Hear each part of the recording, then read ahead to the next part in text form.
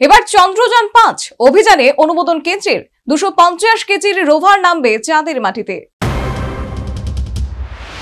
মহাকাশ বিজ্ঞানের নয়া মাইল ফলকের সামনে দাঁড়িয়ে ভারতীয় মহাকাশ গবেষণা সংস্থা ইসরো। সোমবার ইসরো প্রধান ভি নারায়ণ জানিয়ে দিলেন, চন্দ্রযান-5 এর জন্য কেন্দ্রীয় সরকার ছাড়পত্র দিয়েছে। চন্দ্রযান-3 এর সাফল্যে ইতিহাস তৈরি করেছে ভারত। এরপর গত বছরই মিলেছে চন্দ্রযান-4 এর অভিযানের জন্য অনুমোদন। এবার কেন্দ্রের ছাড়পত্র মেলায় চন্দ্রযান-5 এর জন্য প্রস্তুতি শুরু হবে ইসরোর। ভারতীয় মহাকাশ গবেষণার লক্ষ্য হল 2027 সালে চন্দ্রযান-4 এর উৎক্ষেপণের বাস্তবায়ন করা। অন্যদিকে চন্দ্রযান-5 এর বিষয়ে প্রস্তুতি শুরু করে দিয়েছে ইসরো। উল্লেখ্য, চন্দ্রযান-3 অভিযানে রোভার প্রজ্ঞানের ওজন ছিল মাত্র 25 কেজি। চন্দ্রযান-5 অভিযানে সেই রোভারের ওজন 10 গুণ বেশি। সেটির ওজন হবে 250 কেজি, যা সফল হলে মহাকাশ গবেষণায় ইতিহাস তৈরি করবে ভারত।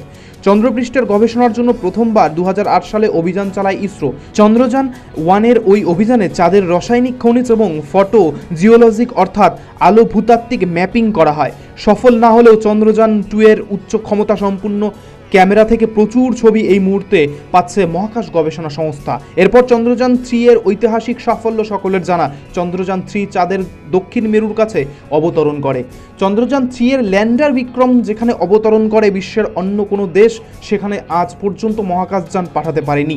2023 সালের 23 আগস্ট চাঁদের মাটিতে পা রেখেছিল তৃতীয় চন্দ্রযানের ল্যান্ডার বিক্রম।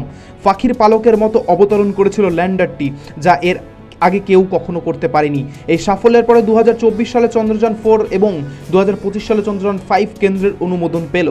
ইসরো প্রধান জানিয়েছেন, গত সপ্তাহে চন্দ্রযান-5 এর জন্য কেন্দ্রের অনুমোদন মিলেছে।